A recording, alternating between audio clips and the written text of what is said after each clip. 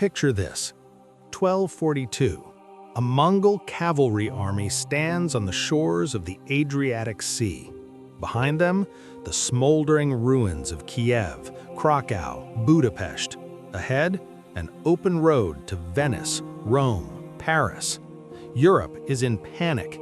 The Pope is praying. The French king is scraping together his last troops. And then, the Mongols turn around and leave. Forever. Why? Because one man received word that the great Khan had died and wheeled his army around to compete for power. That man's name was Batu Khan, and what he built on the way home changed the history of Russia for 250 years. 1207. Genghis Khan looks at his eldest son, Jochi. The army has just conquered vast territories in the north, forests, steppes, the peoples of Siberia, without a single casualty, without a single wound. Genghis Khan is pleased. He turns to his son and says, "You have subdued the forest peoples. Neither men nor horses received wounds. I give you these peoples." A modest gift, cold Siberian lands. But that moment, that single gift, is the birth of what will become half a century later the Golden Horde. Jochi was the eldest son. By every law and tradition, he should have inherited his father's empire. But in 1227, he dies. The official story, a hunting accident or illness. But contemporaries whispered something different. Genghis Khan feared his eldest son. Jochi was too powerful, too independent, too beloved among the warriors. Men like that do not die in hunting accidents. The truth was never known. But it was precisely after Jochi's death that his son Batu received the right to lead the Western campaigns, and he made the most of it. 1237. The Mongol army crosses the Volga. What follows is what Russian chroniclers would simply call the invasion. Ryazan, Vladimir, Moscow, Kiev, city after city, principality after principality, Russia burns. Then Poland, Hungary, Croatia, the Adriatic coast. Batu stands at the edge of the known world and turns back. Not because he was afraid, not because he lost, but because the great Khan had died and there was an empire to divide. On the way home, Batu founds a capital, Sarai.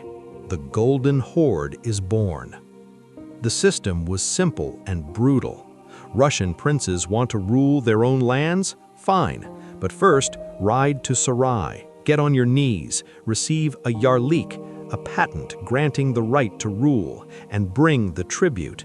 Did not bring it? The armies will come. Tried to make alliances against the horde? The armies will come. Dared to raise your head? The armies will come. This goes on for 2.5 centuries. Generation after generation, Russian princes ride to Sarai, humiliate themselves, pay, come home, and store up their hatred. After Batu, power passes to his brother Berk. And here, something important happens. Berk converts to Islam. The first ruler of the horde, a Muslim. This changes everything. Berk takes power without permission from the Mongol Khan in Karakoram. He simply takes it. His whole manner says, "I do not need your approval." This is not yet independence, but it is the first step toward it.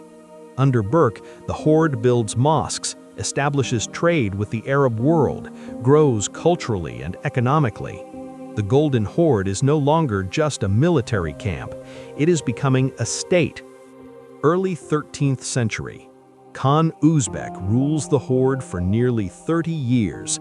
This is the Golden Age, literally. Sarai becomes one of the largest cities in the world.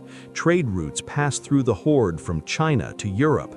Money flows like water. Russian princes still ride to pay their respects, still deliver their tribute, still do not dare raise their heads. It seems like this will last forever. And then the plague arrives. The 1350s, The Black Death sweeps through the horde, killing half the population. The economy collapses, trade stops, tribute dries up. And what begins is what Russian chroniclers call the Great Turmoil, an endless civil war over the throne. In 20 years, more than 20 Khans sit on the throne of the horde. Kill one, another appears. Kill that one, yet another appears. No one can hold power. And it is precisely at this moment that Russian princes begin to raise their heads. 1380. Moscow's Prince Dmitry leads his forces against Mamai, the warlord who effectively controls part of the horde. The bank of the Don River, Kulikovo Field, the Russians win. For the first time in 150 years. This is not the end of the yoke. Mamai is defeated, but Tokhtamysh takes his place and 2 years later burns Moscow and forces the Russians to resume paying tribute. But something has changed forever. The Russians now know the Mongols can be beaten. 1395. From the south comes a man before whom even the horde feels fear. Timur, Tamerlane. His army sweeps away everything in its path. Sarai is razed to the ground. The trade routes are destroyed. The horde's economy never recovers. This is a mortal wound. The horde still lives, but it is already dying. The 14th century. The Golden Horde begins breaking apart into separate khanates: Crimean, Kazan, Astrakhan, Siberian. Every Khan is on his own. No one wants to reunite. Everyone wants only their own peace. Moscow plays these rivalries with skill, sets the khanates against one another, backs some against others, and slowly but surely grows stronger. The Ugra River. 1480. Khan Akhmat, the last ruler to call himself heir of the Golden Horde, leads his army to the borders of the Moscow Principality. He wants to restore the old order, restore the tribute, restore the humiliation. Moscow's Prince Ivan III marches his forces out to meet him. Two armies face each other across the river. A week, 2 weeks, a month. Neither side dares to attack. And then Akhmat turns around and leaves, forever. On the way home, he is killed by his own allies, the Siberian and Nogai Khans, who fear his growing power more than they fear Moscow. And just like that, 250 years of Mongol domination are over. Not in a great battle, not in a heroic last stand. Two armies stood on opposite banks of a river and walked away. The Golden Horde was born from a father's gift to his son. It grew on the bones of burning cities. It ruled half the world. And it died not at the hands of an outside enemy, but from its own greed, betrayal, and civil war.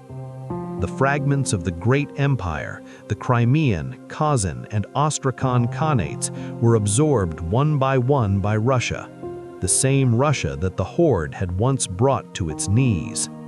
History has a way of coming full circle.